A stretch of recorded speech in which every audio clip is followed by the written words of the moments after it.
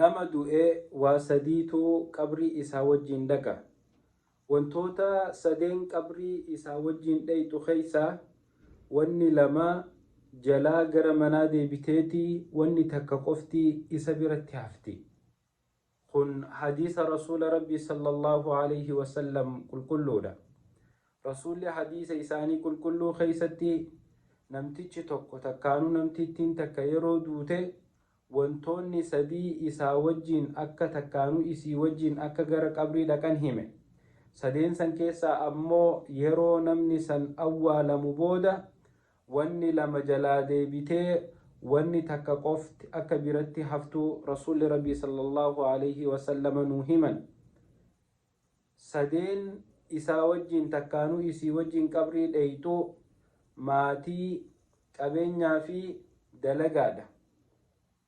Yeroo namtichi awwaalame takkaanuu namtittiin awwaalamte booda maatiin qabrii si wajjin seentu hin jirtu, si biraa garagalti maatiin eega si awwaalte booda. Qabeenyi kee hafuudhanii achi siin geessan, akaafaa taatu, dongoraa taatu, siree wasaasaa irratti baadhatan taatu, wanni adda addaa hundinuu ta reefka keetii wajjin qabrii dhayxe hatta hamsoolaan reefka keetii irratti uwwisanii qabrii geessanilleen qabrii si wajjin galsinseen. Sii fi kafana kee qofaatu qabrii seena. Qabeenyi kee hundi kaati addunyaa tanarratti dalagattee dabarfattee asitti si jalaa hafa, atiitu qabritti hafaa jechuudha.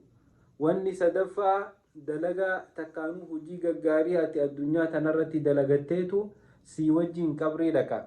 Gaafa si awwaalan booda eega wanni lameen si biraa galte, wanni takkittiin si biratti haftu dalagaa ta'e gaggaarii ati addunyaa tanarratti dabarfatte. Salaata kee, soomana kee, sadaqaate, zakaate, gaarii ati dalagatte, toltuu ati dalagatte, rakkataa ati gargaarte, nama ati haajaa baaste, faamilii ta'e tola ati itti oolte, rahima kee ati maxxanfatte dalagaalee gaggaarii tanaatu qabrii dukkanaa sanitti si buhaarsa, si bira taa'ee si bashannansiisa, qabrii ta'e si bal'isa.